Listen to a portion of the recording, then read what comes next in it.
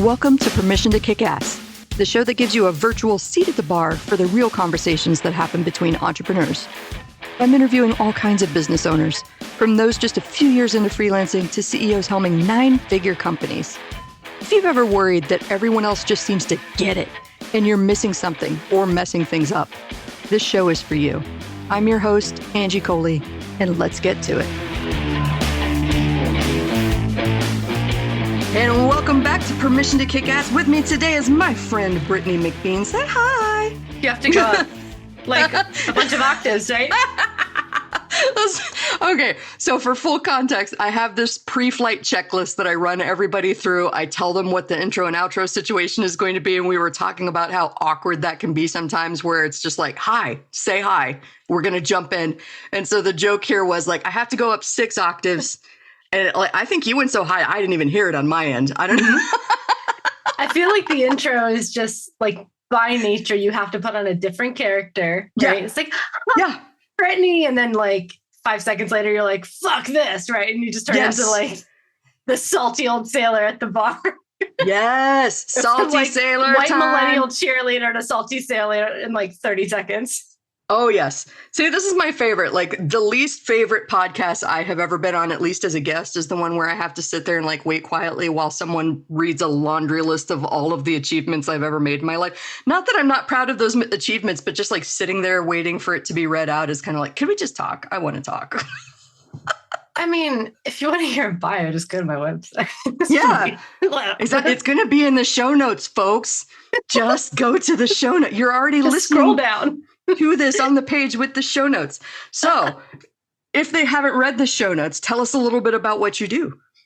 So hi, I'm Brittany McBean.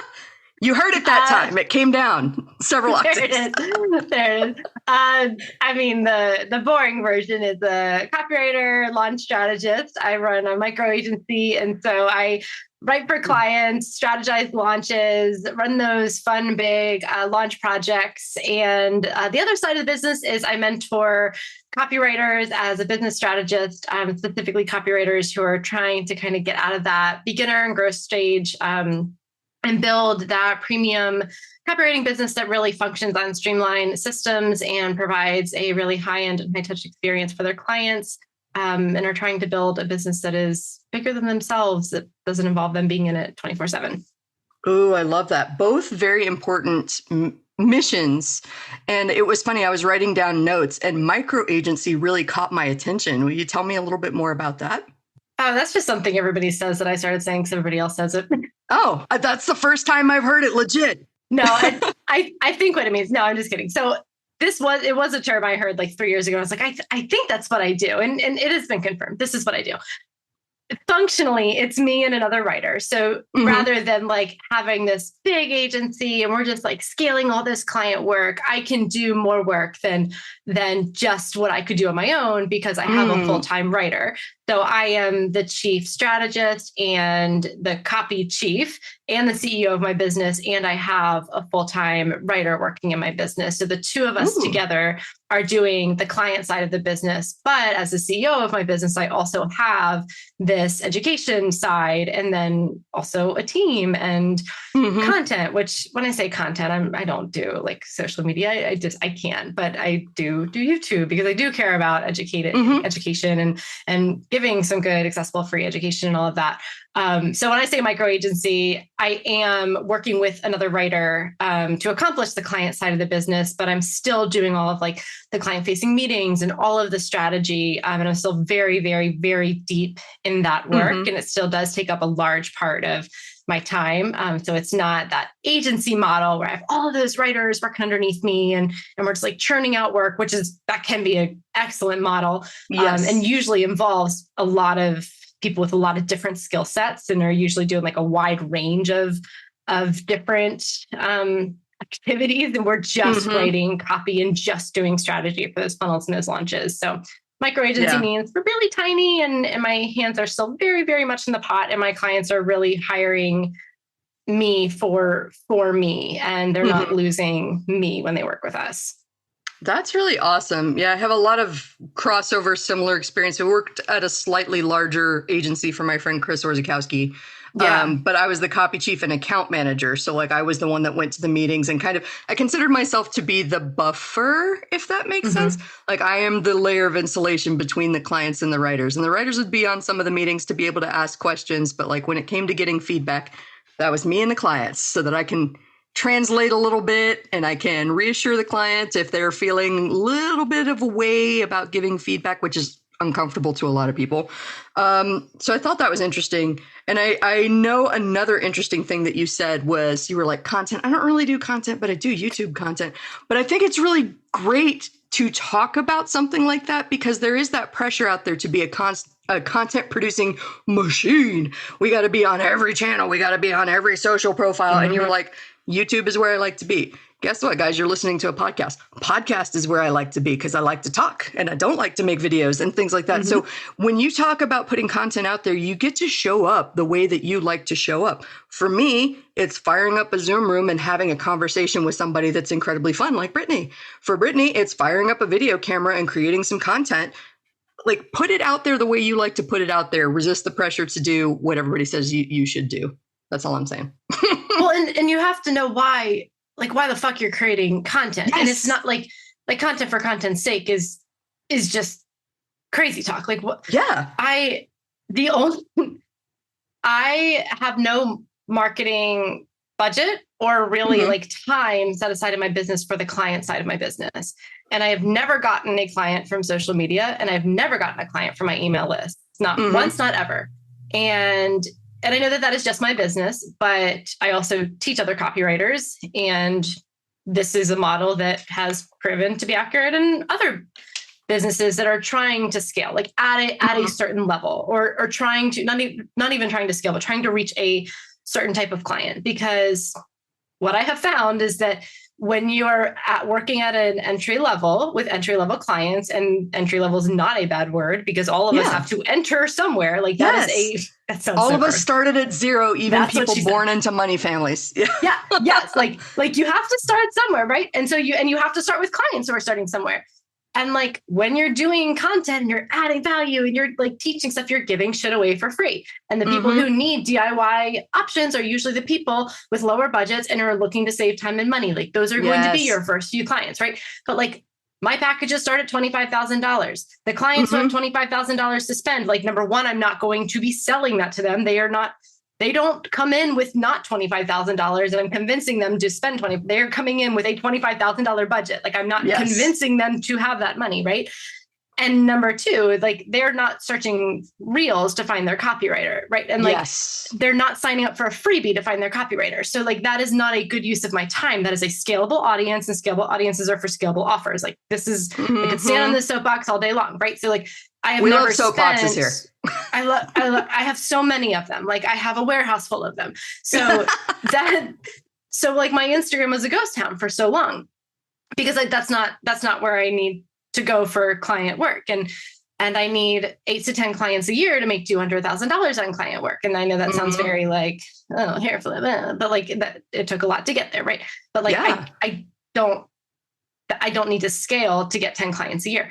But then I started an education side of my business. And when you have scalable offers, you do need a scalable audience. And it's like, oh shit, now I need content. And now I need to scale. And now I need to grow my email list. But I also really, really, really care about like actually teaching good information. And more than that, like I get angry when I see other people teaching bad information. I'm like, I'm smarter. I know better. That's not what really is going on. Whatever. Yep. So I was like, all right, well, why don't I like get on YouTube and just say what I know or what I'm seeing in the industry or what's really going on. And that'll be free and it'll be accessible and it won't be like beginner level content and all of that. So everything has its place, you know, and if you're like scaling an audience for a scalable offer, then go where those people are and grow your list and do your thing. But it just depends. It depends what you're doing. And for my clients and for my students who are trying to grow a copywriting business that only needs 5 or 10 clients a year to make the 6 figures they want to make, dancing on reels may not make sense. And it might if you're trying to scale an offer and you need a scalable audience, or you can do paid ads, or you can do like whatever. It just, I love this. What I'm hearing, and I'm going to advise everybody to do, is righteous indignation as a content strategy. I could do that. I could do that better. I've got better information. Just a business strategy or just like a life strategy. Just take a strategy. The contrarian, like, no, that I think was the first thing that made me pitch an article, even though I didn't think that I could get like publicity. I didn't think that I could get into entrepreneur or any of the big name things. Mm-hmm. But I read an article one day where I was like, this is just the stupidest thing. And this is Judgy Angie coming out, but I was like, this is the stupidest article. And they got it in Entrepreneur. And you know what the difference between them and me is? They pitched it and I didn't. And my content is so much better. So this is like proof positive that I need to be out there pitching things. Mm-hmm. Honestly, like the biggest difference between like you and the people doing the shit you want to be doing is they thought they could do it. Like they have this unearned, undeserved, like white male dad confidence. Like go out with your like white dad energy and do shit. Just do it. Like just do shit. That's the way to do it. And I love that you brought up the people who are at certain levels with certain income and what they can and can't spend. Like that level of awareness is very imperative to becoming successful in your business. And I know that for a long time, my soft spot was folks that are early in growth stage, folks that don't have a lot of money, folks that are bootstrapping. But I got caught in that trap that a lot of folks do, which is I want to help them so much that I'm sacrificing my own income because they can't afford to work with me. And so this podcast was part because I wanted this show. I needed this show when I was coming up. I needed to hear real stories and real shit from entrepreneurs and not the polished, I can do no wrong stuff that was coming off stage. That was the message that I got when I was cutting my teeth. But I needed this show. And I also needed a way to be able to give back. And now I've got hours of content and lessons that I never even anticipated teaching on my own that came out of great conversations. I've learned so much from the guests. So you can create content that's a little bit self-serving and helps the people that you want to help. Mm-hmm. Fantastic. Well, I mean, the reality is like you can choose whatever aligns with you, but like if you choose to stay at a smaller level of pricing, let's say, like we'll just keep it pricing. We don't need to doesn't need to be like morally right or wrong, right? Like it can just be value neutral, but like a small level of pricing. Well, like you have to do more work to make the same amount of money. Mm-hmm. And so and inflation isn't going anywhere. That's not going to stop. So if you don't want to raise your prices or you don't want to whatever that thing is, you have to do more work. Like, do you have that time? And if you don't have that time, well, you're fucked, right? Or you're burnt out, you're exhausted. But if you are able to raise your prices, if you are able to make more money, if you are able to work with someone at a higher level, well, now you have more options. Options like open access. Like now you have options to pay people. That actually gives people more opportunities. And that is more of service. Not that you're giving someone a handout, but you can hire someone. You can literally put your resources into someone else's family. You can donate money. You can give back to communities. We don't do client gifts. We donate a portion of every client project to a charity of our clients' choosing. We donate thousands every single year. I get to pay my team. I've never missed payroll. That's really, really exciting to me. And I also now have time because I'm not pumping out these dollars, per hour. I have time to do YouTube content and I'm not doing the beginner level shit that I'm so tired of seeing, which it's not that that's bad, but it's I was Googling stuff and not finding the answer. Or I was how to hire a VA. And I would find hiring a VA can save you so much work. Or go find a VA and then have them in your inbox. I'm no, I need to know how to write a job description. And I need to know what I have to do. And I need to know what they need. And I need to know how to write an SOP. And you know what I mean? And I can go create the YouTube videos. Here's how you write an SOP. And here's how you do this. And here's how you write a proposal. And I can go do that somebody else can go get for free. Or because my program is creating enough revenue, I can go create a scholarship opportunity. Or because we have enough client work, I can go do some pro bono work. Or whatever these things are, you create access and opportunity when you're actually making enough money. It just, business can't be charity, but you can do charity when you're doing enough business. Do you know, it's a logical fallacy. It just breaks down. busting some fucking myths over here, because I think that's my big, like, I've worked on some big teams and some big launches, and I remember seeing comments to that effect on the ads. Well, if this was so valuable, you'd be giving it away for free. This is valuable, which is why it's not being given away for free. But we've created all kinds of free content that you can use if you can't afford the other thing. Like, oh my gosh. Here's my fucking soapbox. I will break out another one. Yes. I don't remember all the statistics because I have ADHD and I have terrible memory. And so it always sounds like, do you remember there was an SNL character, the Cecily Strong character of like the girl at a party? And she was, yes. I feel like that is always me. I'm like, have you seen like the latest article on BuzzFeed? That's how I feel like I'm always talking, but I promise I'm citing actual data. I just can never remember the numbers. But I actually did a YouTube video where I actually had numbers in front of me and I cited them and I had like links to articles. But can't remember the numbers. Here's the thing. When you give the shit away for free that like actually needs to be paid content, especially if you are white, if you are male or a white woman or cisgender or heterosexual, then all of the other people that are not like you, that get paid less on your dollar, if you are giving it away for free and that is $0 and they get paid less on zero, you have just fucked everyone over because you just set the bar at zero. So like if I'm giving away my work for free, but somebody else gets paid 93, 83, 73 cents on my dollar, where did I just put the bar for that person? But if I raise the bar and then I'm like, okay, now that bar just got higher for somebody else who may not have my privilege or my access. And not that they need me to come in and like set that bar for them. And not that I'm responsible for doing that for them, but we do have a responsibility for not making it worse, not making it worse for them.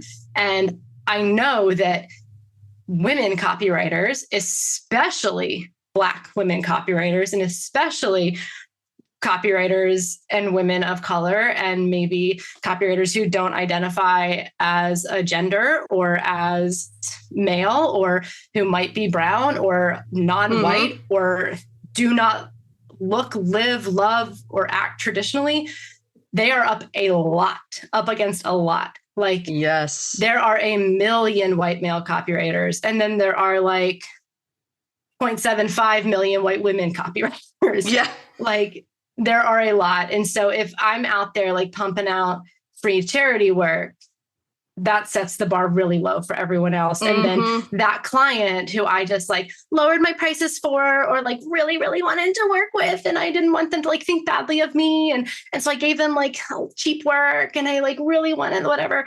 And then like, they got disappointed because they thought they could walk all over me. And then like the scope crapped and it just got really, really bad, whatever. Well, now that's the new standard. And so they go to work with the next person who might not have as much privilege or access. And all of a sudden, like that bar is already set so low, like it just fucks everyone over. Like it's just a really bad precedent. So I just don't feel good about this, like giving away free work or like giving away like underpriced or like charity, like I think that it reeks of like trickle down and economics narrative of like, if you give enough away, that's when it comes back to you. And it's like, making money is not a bad thing. And I feel like I've been ranting about this a lot lately on the show, but money is fucking made up. It's especially since it is not tied to the gold standard anymore. It is literally ones and zeros floating over our head in space right now. You can make as much as you want to if you decide that that's what you want to. So create something of value and put it out there. And don't be ashamed of asking for an exchange of value for the value that you're putting out there. That's all asking for money is, an exchange of value. Because it's not lack of generosity, right? Like, that's not what we're talking about. Like, this isn't like, oh, price gouge. And this isn't lack of generosity. It's like, hey, if somebody's asking you to give away your value for free, that's a red flag. They don't respect you. Like they are not valuing your gifts or your talent. Therefore, they don't deserve your time. Like that. That's what this is. And if you have a desire to like give access to information, and you have a desire to lift other people up, and you have a desire to be generous, there are places to do that. And so your job is to pay yourself enough so that you have the time and the space to go do that. Amen. Like generosity I believe in generosity as a business model.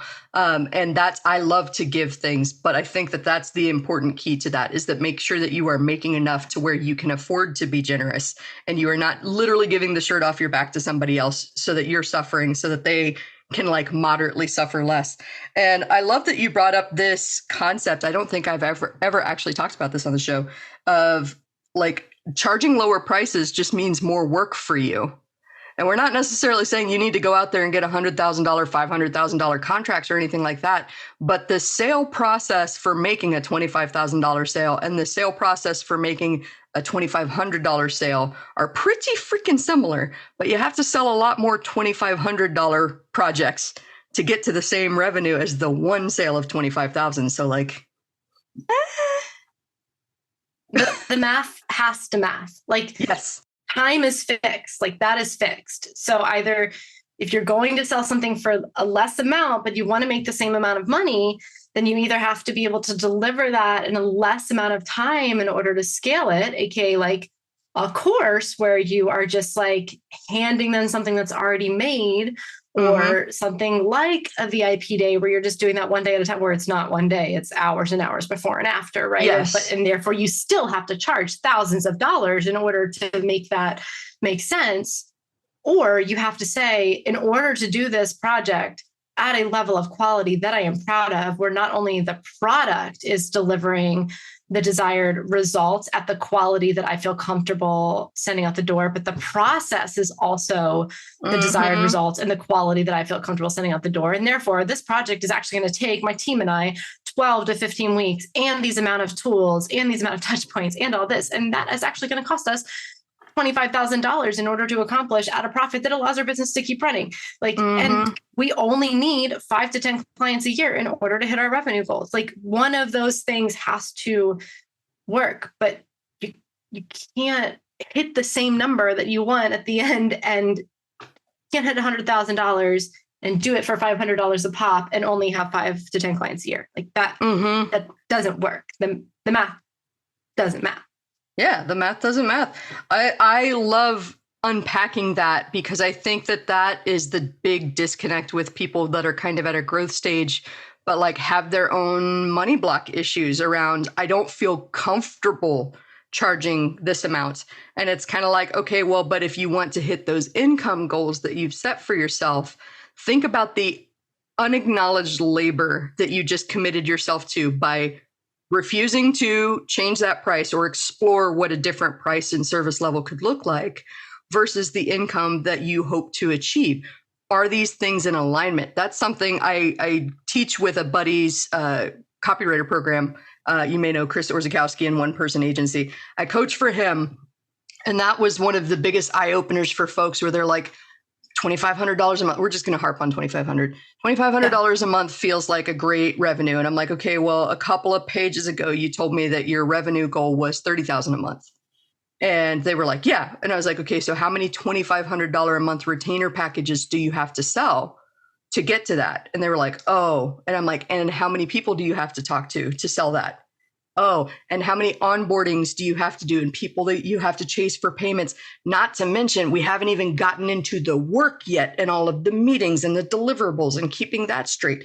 Like, how realistic do you think you're being about your $30,000 a month goal now if you are only selling $2,500 a month retainer packages? And they go, oh shit. I'm like, this is not me telling you lower 30,000. Make that clear right now. I am telling you up 2,500 or come up with a complimentary offer that you can fulfill on and deliver at least $5,000, $10,000 worth of value. Because that's what we're talking about, a value exchange. Again, I'm not asking somebody to pay me a certain dollar amount just pulled out of thin air. I think I can deliver that much value or more by entering into an agreement with this person. That's all. Yeah. Well, and like, it's, you know, we pull out this like arbitrary, like a month thing, because it feels good. Right. But like, the stability, sometimes the leads aren't like, what am I trying to say? We aren't necessarily selling a new contract every month. And I'm not having the same amount of revenue come in every month. And I'm not having the same lead gen come in every month. And I might have $60,000 months and I might have $15,000 months. And it has to even out. But like a $30,000 month for me looks like 3 $30,000 contracts, we can really only do 2 to 3 clients at a time to provide the quality of service that I feel good about. But it's three $30,000 contracts at a time, 3 projects running at a time, stretched out and spaced out over 15 weeks. So those 3 contracts are running simultaneously, almost like a hair salon where like while you're color setting, somebody else is coming and getting their hair cut kind of thing. Like research is happening while strategy is happening, while writing is happening, that kind of thing. And those payments are coming in simultaneously. So I'm having a $30,000 month spaced out over 3 different contracts and 3 different, payment plans. And I'm having that 3 or 4 months in a row over 3 contracts, and it's kind of resetting. And then sometimes we might have to bring in some other subcontractors because it's a big month and we actually have like 5 clients, but I have my contractors that I bring in because I know that this is like launch season, and and I know that like Q1 is going to be really, really slow. So like we're going hard in Q2 and Q3, but just saying like, I want a $30,000 month, like that's a great goal, but you have to, okay, how much time do I have? And then what do my prices have to be? Because I can only serve this many clients. And I think that I understand like why somebody will look at, $2,500 package and say, I could never charge 25,000 for this.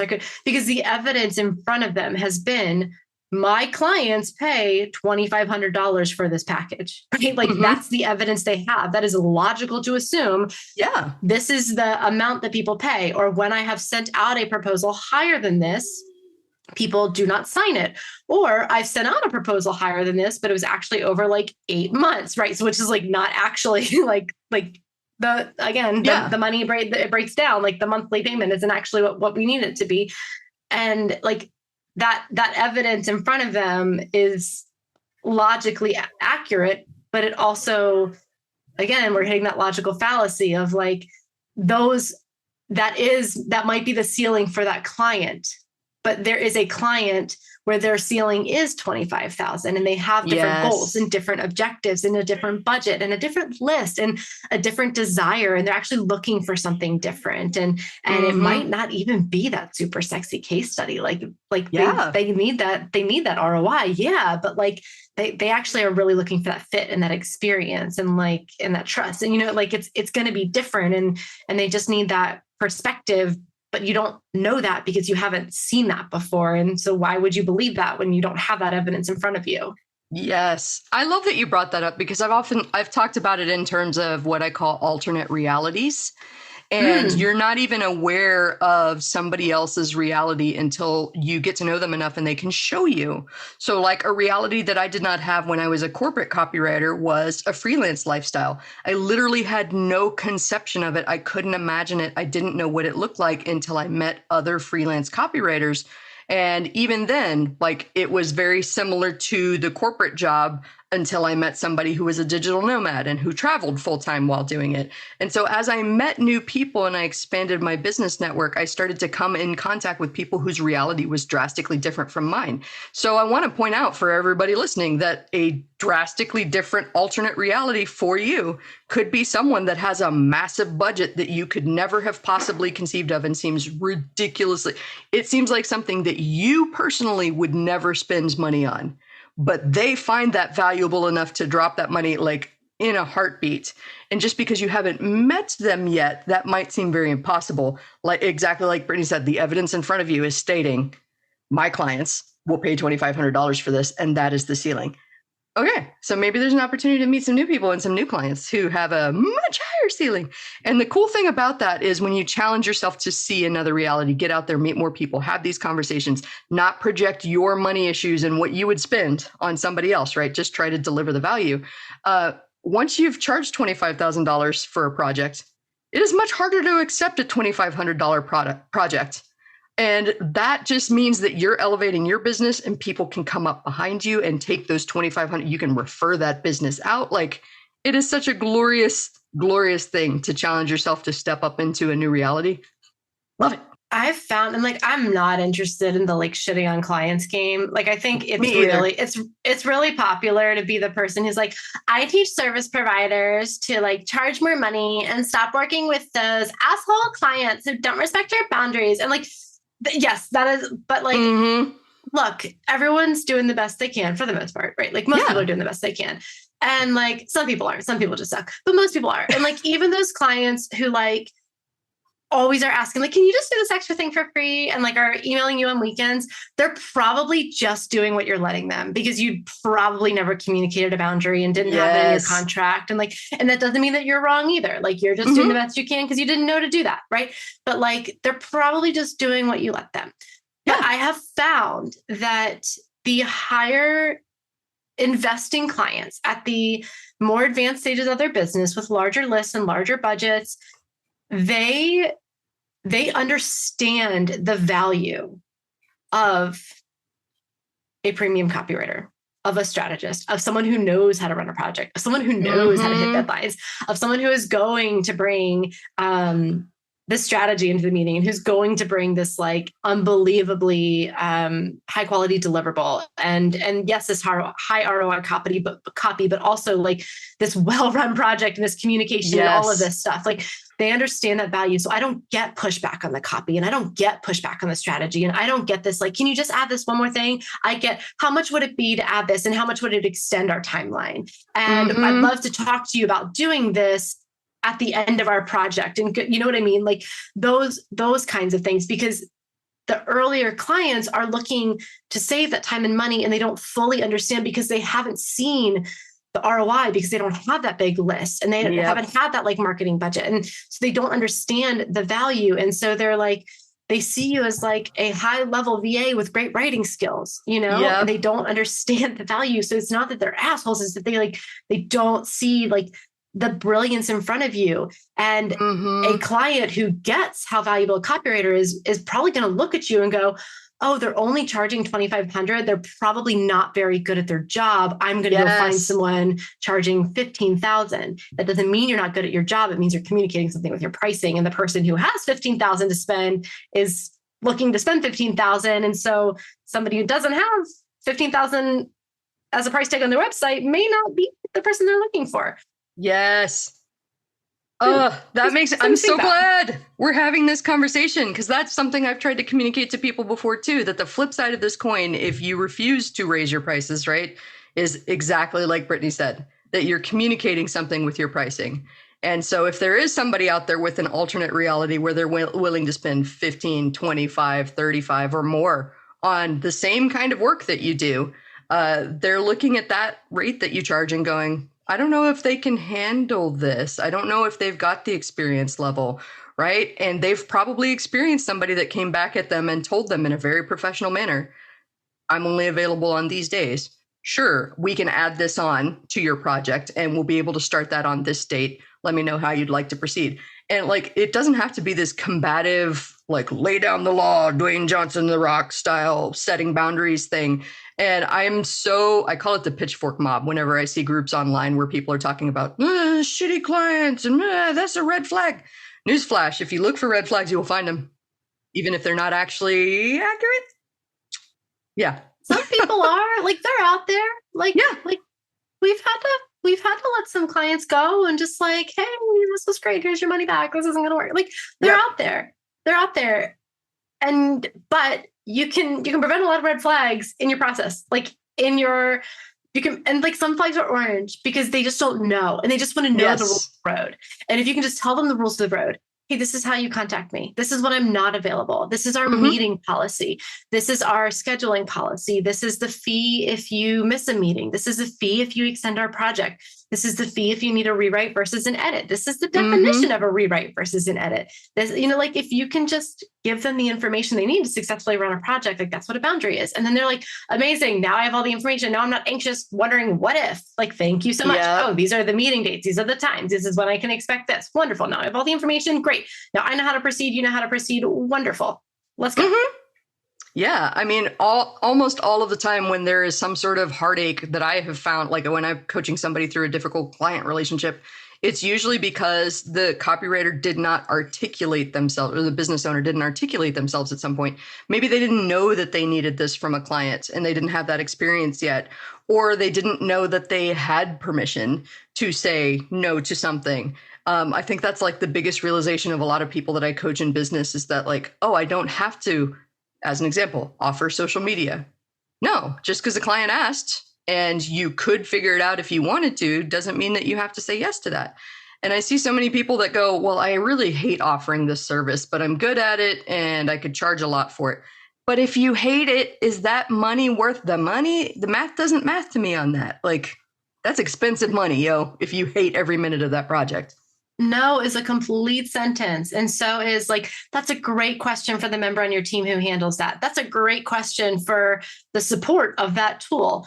That is a great question for this support team member. I'd love to provide you with a referral. This is a great Facebook group where you can go look for somebody that provides that. Like those are wonderful things to say to your clients, and that's helpful to them. Like, that's education. But I know all of these things because I learned the hard way. Like, I learned the hard way, and my mental health and my family paid for it. Like, I didn't just come out of, my degree's in musical theater. Like, I didn't come out of, musical theater school, kicking my face and singing a high C, knowing how to set boundaries and say no and write a contract. Like, I didn't know any of this shit. I learned because I said yes, and then I hated it and I regretted it. And then I couldn't spend time with my daughter. And I said yes. And then it came at the cost of my team, who I went with me for years, or I didn't restate a boundary after it had already been communicated, or I let a client walk all over me. And then the relationship went south when that was a relationship that could have been salvaged and should have been. And I wanted that relationship,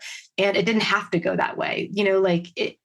I learned the hard way, and I didn't have to. And that's why I care a lot about communicating this information, because sometimes it's really good to learn the hard way. And that's how you figure out what works for you. But sometimes somebody can just tell you, hey, add this into your contract. Or, hey, if you use this language in your kickoff call, it might prevent scope creep later down the road. And then you're like, fucking amazing. Thanks. I'm going to do that every single time I have a kickoff call. I give my favorite, I'm going to give this away. Here's the free value. My favorite script anytime you are faced with a scope creep situation. Ready? Guys, write this down. And it'll be in the transcript too. Happy to add that. My fee for that is X. I can start that on date. Let me know how you'd like to proceed. There is my easy peasy script. Of course, I will give the caveat that you need to be able to answer 3 questions with a yes on that. All 3 questions must be a yes. Do I like this client? Do I enjoy this work? Do I have availability? If all 3 are a yes, then yes, go to this client and say, happy to add that. My fee for that is X. If you don't like the work, if you don't like the client, why would you offer them additional work? Don't do it. And I love everything that you're saying. One of the things that I wrote and underlined a couple times was restating the boundary. This frustrates me in freelancer groups to no end, because people are like, it's in my contract. Motherfucker, how often do you check your contract before you go asking someone a question and firing things off? I don't read my freaking terms and conditions. Right? Before you check the box. No. Right? So assume, again, positive intent. Everybody is doing their best. And if you have made it clear multiple times that you don't do meetings on Mondays and they asked for a meeting on a Monday, just assume they forgot and go, Monday's out. Here are the dates that I can do. And be willing to repeat that with the patience of talking to a 3-year-old. Monday's out. Yeah. I can do it on this date. Monday's out. I can do it. No, hey, asshole, we've talked about this a million times. I don't do Mondays. Nobody cares that you don't do Mondays. Yeah. And you know what? It's really difficult, especially if you are someone who was raised as a woman, especially in our generation or older. We are definitely more predisposed to make people happy. Not all of us, of course, but a lot of us. A lot of us are socialized that way, for sure. It's really difficult to have crucial conversations where there might be conflict. And I've gotten a lot better at that. It's been really fucking hard and really fucking uncomfortable, and I hate it, but I've really learned how to do it. And I've learned how to do it in a way that everyone has dignity. And these are not conflict situations or just crucial conversations. But guess what? It's really, really, really easy to state a boundary when you don't need to. It's really hard to state a boundary when you're in a situation. So if you can just say, hey, before we start our project, I want to bring your attention to our meeting policy. I want to bring your attention to our communication policy. Do you have any questions about this? I want to make sure the project plan works for you. Do these deadlines work for you? Do you have any vacation dates? Because we will not be able to make any adjustments after today. The feedback turnaround time, will that work for you and your team? I want to let you know there is a fee if we extend the project. There is a fee for this. Please note that there is a resource here for you, noting what to rewrite it. Like, if you state those boundaries early before you need them, then you have covered your ass. And then when it comes up, all you have to say is, just want to remind you, we went over this on the kickoff call. I know we went over so many things, but in the contract, it does state X, Y, and Z. So your approval will be implied after this date if you're not able to get your feedback in, or whatever that fucking thing is. Just whatever.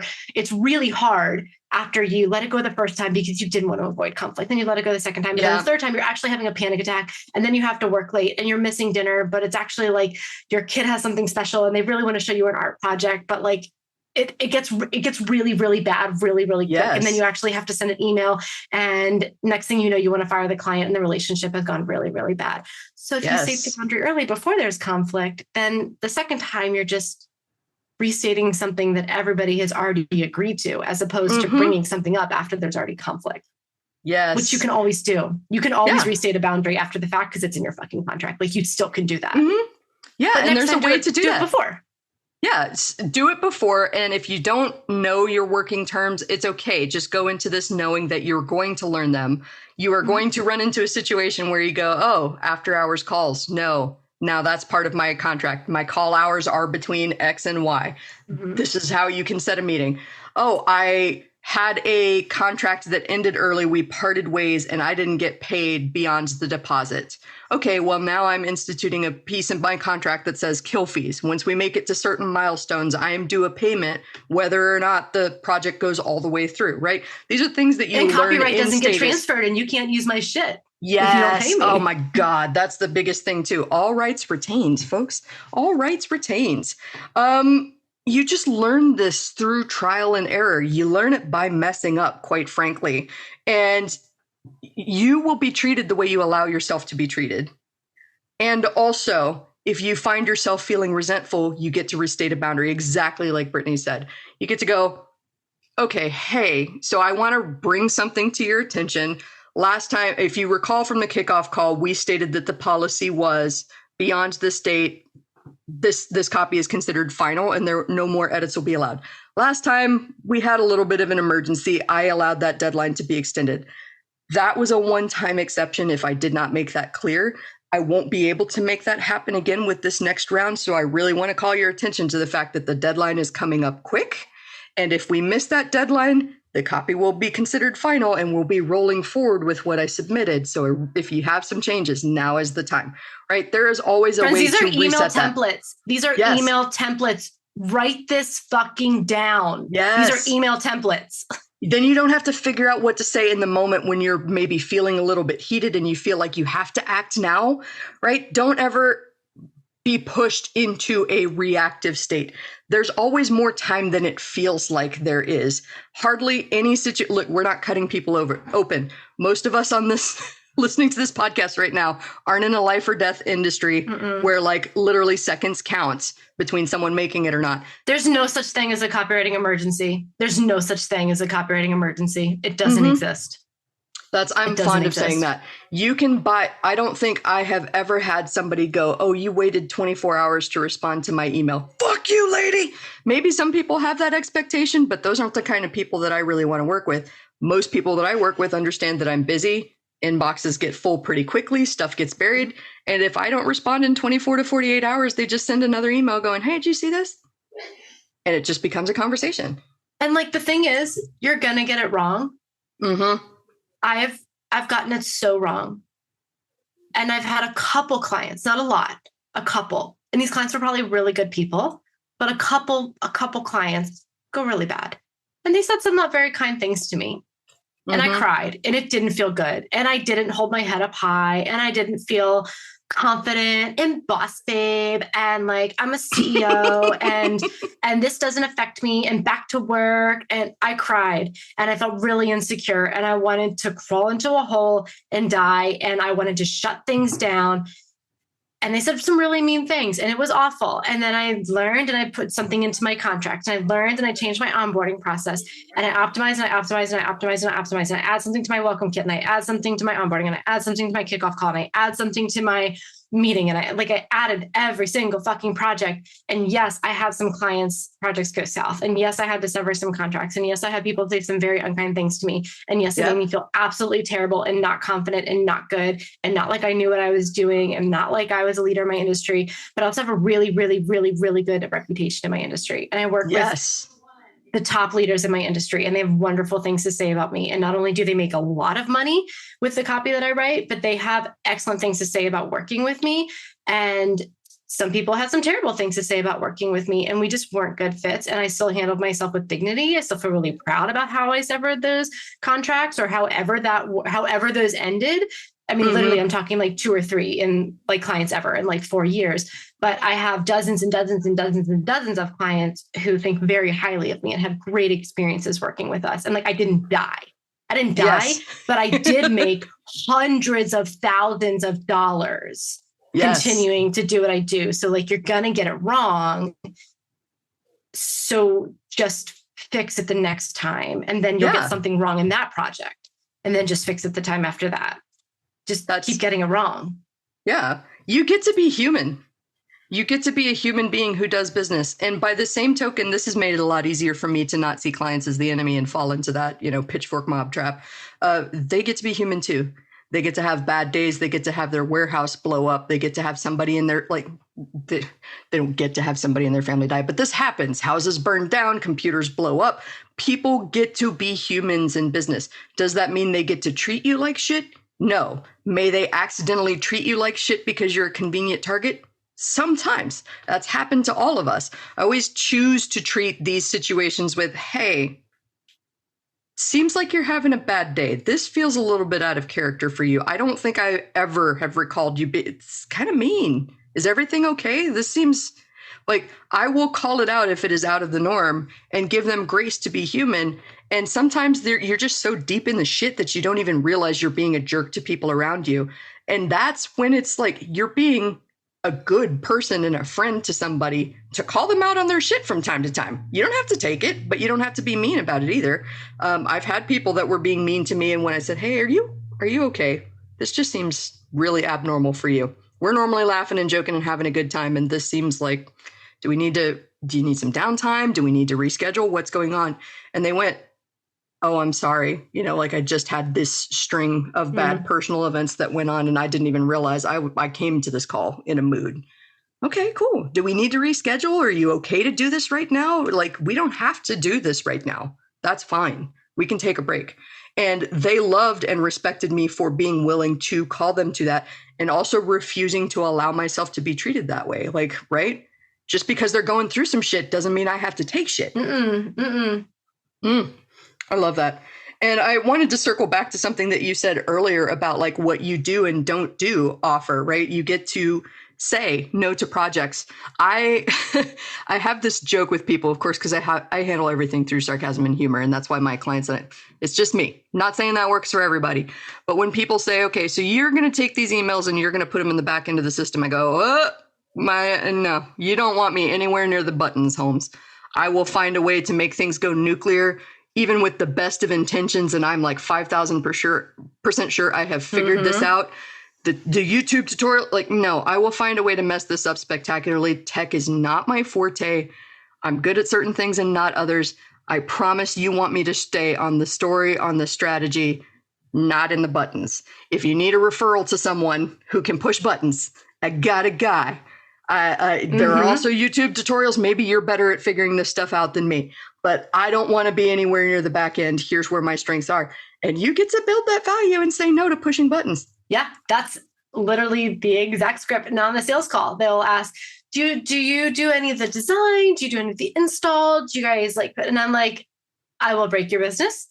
And if I design it, it will look like a 5-year-old found clip art. So, and I always say it would be a waste of your money if my team or I touched your tech or your design. What I do best is strategy and copy, and that is the best use of your investment. But what I also did, because I was getting that question, or people would be like, do you have a designer? Is we put together an entire spreadsheet of a referral list of every fucking job you could have in the industry. And that referral Google Sheet gets zapped into the client folder the second they sign a contract, along with a couple of other resources. And they get a giant client folder that gets zapped together. And so that's one of the things we go over in the kickoff call. And so now I just get to say, no, but when we work together, one of the resources you will get is a list of referrals. I have not worked with all of these people, but they all have a great reputation in the industry. And this list, this proprietary list we have created, is being handed over to you so that not only are you getting your investment in me, but you're also getting the names that I know. And I'm not breaking anything in your business that you don't want me touching. That is my favorite, and I want to highlight that and unpack it for everybody that didn't catch just how fucking brilliant that strategy was. All right, so let's talk about a perceived negative, a perceived flaw, folks. A perceived flaw is, well, I only do copy and strategy. I don't do the design. I can't be your all-in-one solution. Period, end of sentence. Sexy, right? But the option that I want to call attention to is I don't do design. That's not my forte. That would actually be a waste of your money. I'm not great at that. I have a Rolodex of people that I highly recommend, and I'm going to give that to, I've built that list of people that I trust that I'm going to hand over to you. You are part of my network. Like, listen to how this has evolved beyond I don't do that, period, to I don't do that. And here's this benefit and this extra added value that I'm giving to you. And now I can give that to every other client. So tasty. I mean, all of that. And like, I'm sorry, I have looked for a designer before, and I was looking for a designer for a sales page that I needed to convert. And if my designer told me that they did copy, red fucking flag. I want to know you're an expert in CRO design and UX design. I need this page to convert. And I know that like, I cannot make that happen outside of the words. So I need to know that you know your shit. You have spent your time studying. You have spent your time doing. You've spent your time like working. I know that you design and do nothing else, that you are obsessed with design, because that is what I need this to do. Don't fucking tell me that you can also write my emails or that you can like build out a funnel for me. No, I need this. I want a sales page designer. I want a UX CRO sales page designer. I want this to work. That's all I need. That's what I need. Okay, so for everybody that is stuck at that horrible growth stage where maybe you're wondering if you were meant for this or you don't know where the next steps are, like download this episode, download the transcript, listen to this over and over and over again. We've been dropping freaking bombs, knowledge bombs on how to elevate your mindset to attract the next level, on how to adjust your strategy and how you're talking to people and how you're treating people and how you're allowing yourself to be treated so that you can bring in that higher caliber of client. So you're going to love this one. I'm so excited for this episode to go live. I could keep talking to you for like 2 more fucking hours because I imagine all of the soapboxes we could get on together. But for right now, I'm going to say, tell us more about where we can find you and learn about your business. The internet. So the best place to learn is YouTube, but the best place to like actually hear from me is my email list. So you can get on it fucking anywhere. Just go to my website. Got freebies all over the place. There's call to actions on YouTube. I know I'm a great salesperson. I'm like, just generally go to the internet and get on my email list. You're speaking my love language. It's get on my fucking list. Yes. Just get on my fucking list. But if you did hear this and you do want to connect, go to Instagram, slide into my DMs. If you're creepy, I will fucking block you in a heartbeat. But slide into my DMs and just say like, hey, I heard you on Angie's podcast and let's talk. Just let me know where you came from and let's have a conversation and chat. Fantastic. I'm going to make sure that they have clickable links in the show notes.